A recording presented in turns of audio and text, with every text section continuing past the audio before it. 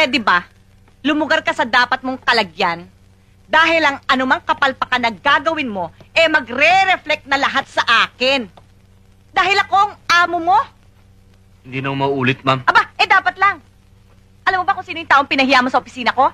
Vice-presidente yun kanang kamay ko si Joseph. Baka naman nakakalimutan mo na kundi kay Tata Berting at kay Nanay Karing, talaga namang wala naman akong kaplano-planong kuning kang driver. Ngayon, nakikiusap ako, kung maaari lang, please lang, huwag mo naman sanang sirain ang magandang pagsasamahan namin ng mga taong nagpalaki sa akin. Ngayon, kung mamasamain mo lahat ng mga sinasabi kong ito, aba, madali akong kausap. Kung ayaw mo, di wag.